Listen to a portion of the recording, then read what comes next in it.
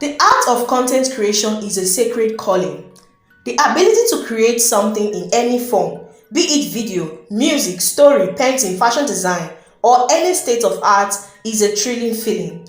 However, while talent and the various manifestations of it are pretty, sometimes along the journey, especially during the early stages of the prospective careers, it entails some ugly, frustrating stages that are capable of causing the creative to give up if the right resources to put through are not utilized. Now, in this video, I will share a few of these challenges content creators face during, before, and even after bringing their ideas to life. Are you a content creator? If yes, don't skip any part of this video.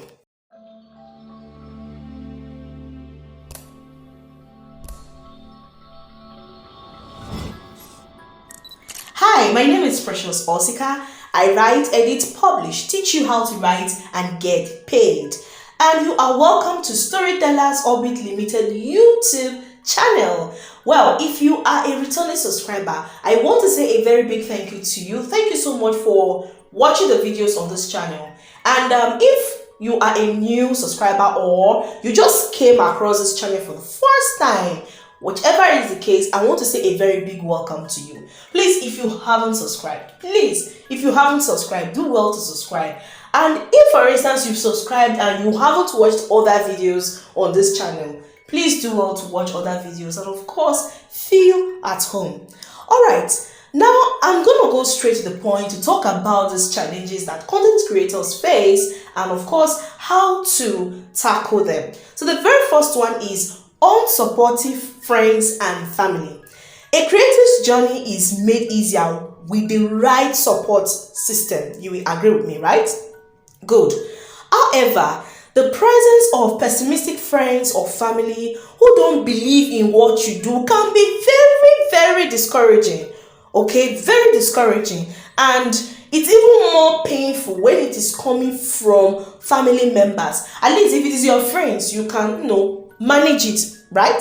But when it comes from family who are, supposed to support you in what you do, it can be very, very, very heartbreaking. I remember when I got into writing, I started writing at the very, very beginning. It wasn't really easy trying to convince the people around me that this is what I love, but over time, it was easy. And here are a few things I'm going to share with you if you have unsupportive friends and families. Now, for the friends aspect, you will need to change your cycle. So I would suggest that you change your cycle of friends. Okay, people who don't support you, why would you keep them around? I am not saying you should quarrel with them, all right? However, you need to look out for those people who don't support you. Change your environment, change your friends. Look out for people who support you. Join groups that are in line with what you do. So if you are into fashion design or painting or whatever as a content creator, okay, as a content creator now, it's not only about being a writer. Look out for people in that industry, in that field, in that niche, okay? Make friends with them. Now, when it comes to family, this is quite dicey because sometimes, especially if you are still depending on your family, you wouldn't want to go against them heads on, right? So, here are some things you can do. One of the things I'm going to suggest is, if you are still dependent on your family, okay, especially your nuclear family, that is your immediate family, yes, okay, you are dependent on them, maybe they are the one paying your school fees or they are the one feeding you or housing you or whatever it is, you need to sit and discuss with them. Show them reasons why you are into this thing. Give them the good sides of it and the benefits of it, okay? Now, what you can do is you can look out for people who can actually speak on your behalf. If you have family members, if you have church members, if you have people of like minds who can actually speak on your behalf and make them see why they should support you, please, you can go ahead with that. Now, if you do all of these things and it still doesn't work, one thing you can do is you can still go ahead with what you do and show them the results. Sometimes, in order to tackle certain things, you need to, face it heads on. Okay, you can face it heads on, all right, and give them reasons, show them results. The truth is, when they see the results are positive, trust me, they will not have any choice. They will support you. Now, if on the other way hand, you are not depending on them in anything. Okay, you are independent. You are not, of course, you're not depending on them on anything. Well, you are very free to go ahead with what you do. The truth is that along the line, they are going to hear your name. They are going to see this result. Put yourself out there and let them see the results. And that is why, as a content creator, it is always good to put out social proof and results of what you are doing. Now, the next challenge is insufficient time. Insufficient time. Now, for a creative, 24 hours in a day is not enough. All right, you will agree with me, because the work of content creators is quite different from the regular 9 to 5 worker. Yes, time for everything for content creators. They are always busy. Like, any little time they have, they're thinking of, oh, what content should I create? When do I edit this content? When do I do this? When do I do that? Okay, so, and they have 100 of content ideas that are running through a content creator's mind. So the truth of the matter is, there is no time before they will go and face other activities of the day. And if it happens that you do a 9 to 5 and you are, still a content creator, you can imagine how cumbersome it might become. So here is how to tackle it. Here's how to solve it. Now, of course, 24 hours in a day, yes, there's a whole lot going on, but you need to be productive. So if you are facing the issues of time, productivity should come to play. So it's not about doing so many things. It is about doing the productive things that will give you the results. So stick to those things that will give you positive results. Okay, learn to place your priorities, and then of course learn to outsource certain things. So let me give you an example.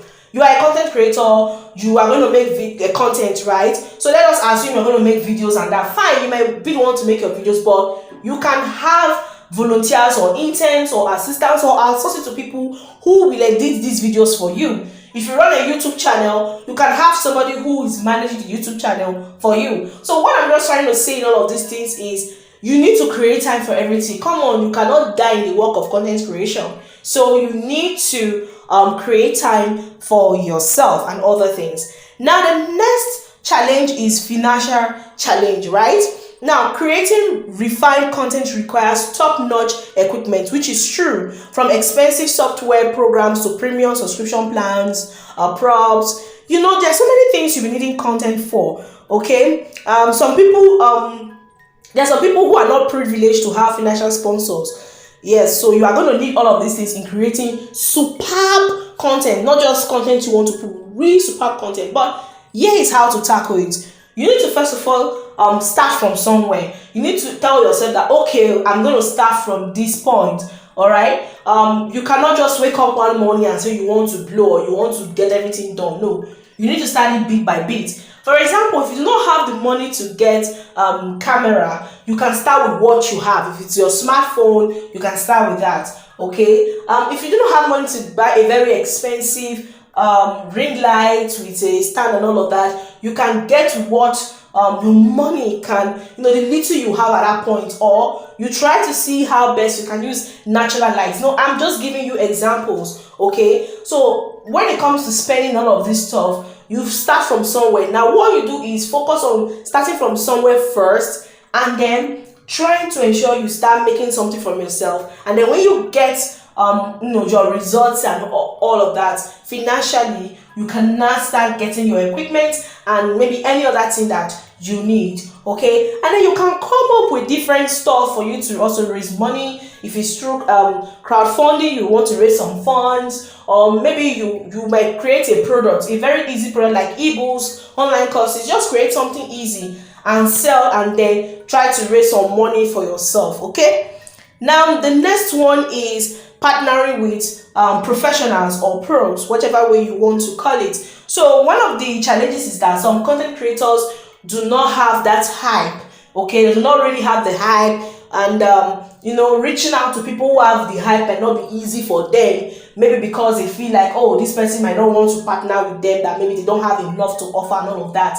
It can be quite disheartening, yes, because there are people you admire, you really want to partner with them. So this is how to tackle it. First of all, you do not assume.